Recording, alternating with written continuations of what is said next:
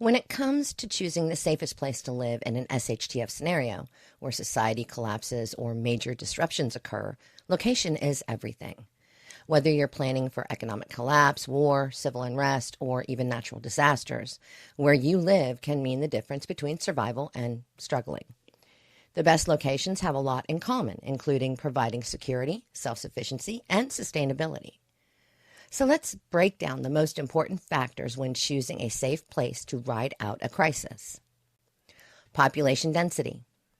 Obviously, the fewer people that are around you, the fewer threats you face.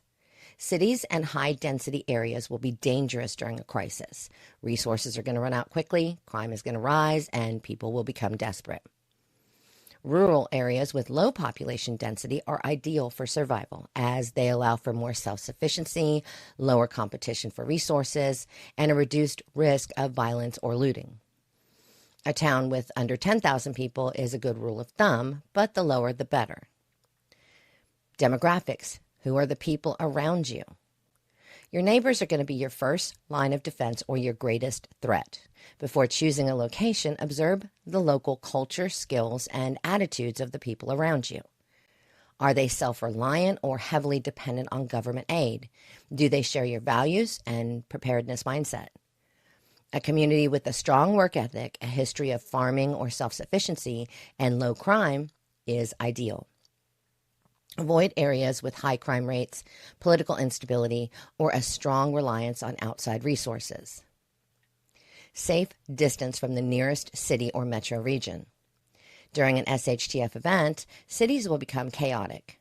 Law enforcement will be overwhelmed, supply chains are going to break down, and people are going to flee in panic. Being at least 50 to 100 miles away from a major metro area gives you time to prepare before refugees start arriving. The farther you are, the less likely you'll be targeted by desperate city dwellers searching for food and supplies. Access to water, preferably on your property. Water, as we know, is life. Without a reliable water source, survival becomes nearly impossible. Ideal locations will have a well, spring, creek, or river on the property. If relying on municipal water, it's crucial to have a backup like rainwater collection or a large pond. Drought-prone areas should be avoided unless you have an effective water storage and collection system. Climate that favors food production. Surviving in a place where food won't naturally grow year-round makes things a lot harder. Areas with long growing seasons, moderate temperatures, and reliable rainfall are best for food production. Harsh climates with long winters, extreme heat, or frequent natural disasters should be carefully considered before settling. Being able to grow food most of the year is a game changer in a crisis. Land and soil quality for food production. Not all land is created equal.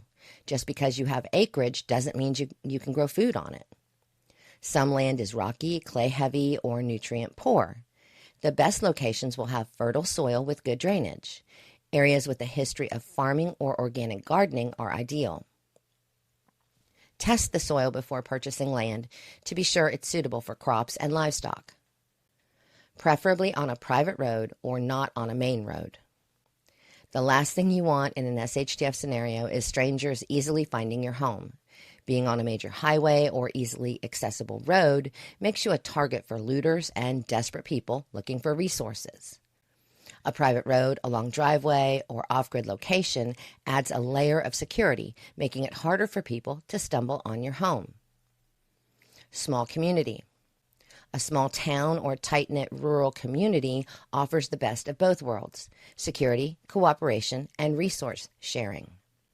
Large cities are dangerous, but living completely alone makes it harder to defend yourself and trade for supplies. A small community with like-minded, skilled people is ideal for mutual protection, bartering, and long-term survival. Like-minded neighbors. Survival is much easier when your neighbors are prepared, skilled, and share your mindset. A community of farmers, hunters, and off-grid homesteaders will be far more resilient than one full of people who rely on modern conveniences. Check if your potential location has a culture of self-sufficiency. People that have livestock, gardens, or a history of prepping are valuable in a crisis. Check the political climate of the town and the state. Certain states and towns respect self-sufficiency and individual rights more than others. Before moving, check gun laws, zoning regulations, and government attitudes toward homesteading and survival. States with strict regulations on well water, rainwater collection, firearms, or livestock could make long-term survival difficult. Choosing a place with freedom-friendly policies can make a big difference. How much land and what's around your boundaries? Having at least a few acres allows you to grow food, raise animals, and create a buffer between you and outsiders. Forested land provides firewood and cover, while open fields allow for farming and solar power. The ideal location would have a natural barrier like hills, dense trees, or rivers to make your land less accessible. Security perspective. Your home should be easy to defend and hard to attack. Flat, open land with no cover makes you an easy target. Hills, forests, fences, and a strategic home layout can slow down intruders. Additionally, a well-hidden retreat is even better. If they can't find you, they can't raid you. Local jobs. If you're not fully off-grid yet, you may need a local job. Towns with trade skills, farming, or small businesses are good options. Avoid areas that are dependent on those big box stores or factories that will collapse in an economic downturn. Taxes and affordability.